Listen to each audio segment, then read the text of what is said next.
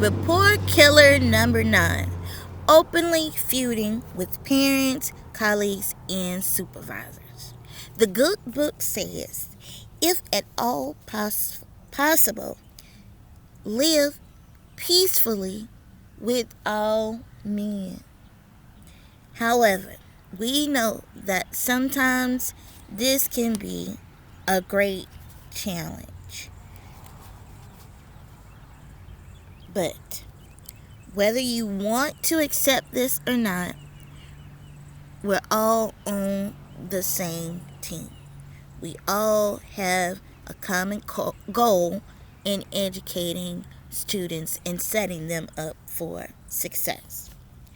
It becomes all the more disastrous when a child has to pick a side and they are pulled from one end to the other. Who is right and who is wrong?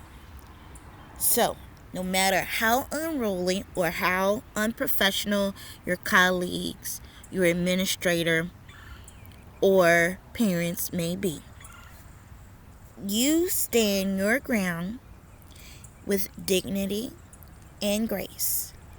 And your students will ultimately respect you because you're teaching them character.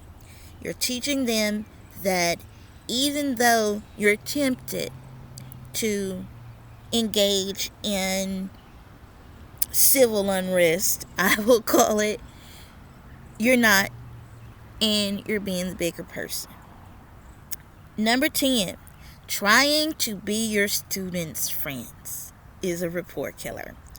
Students do not need to know that you smoke weed or that you used to smoke weed or that you got drunk last weekend or that you and your boyfriend had a fight or that you're going through a divorce. That is what counseling is for. Sometimes, though, your personal information may get out to students and they may come to you and confront you with it. I would just say, plead the fifth, change the subject, and move on. Don't engage that conversation with that student. Do not. Because your classroom is just that. It is a site for education, not personal issues. It is not a confessional stand. Because what end up happening is the students, when they get in trouble, because this will happen, I don't care how buddy you think you are with these kids, the minute that they're in trouble and they need a get out of jail free card, they're going to throw up your personal information in your personal business. And they're going to say, well, Miss Richardson told me that she did this to get the fire off of them. So you don't want to let this happen to you and have you put in an embarrassing spot or situation, because it will happen and students will pull this card on you. So again, they're not your friends, they're your students. Number 11, loose lips. Sticks and stones may break my bones, but words, they do hurt, and they are impactful. They do harm. If a student hears you speaking negatively about another student, then they automatically, in the back of their mind, they're wondering, okay, well, if she feels like this about John, I wonder how does she feel about me and what is said about me when I'm not around. So this basically creates a mistrust that makes it very difficult for you to teach your students or for them to trust you, because you have said too much in front of them and now you're struggling to have rapport with your students. Number 12, judging yourself too harshly. So you messed up.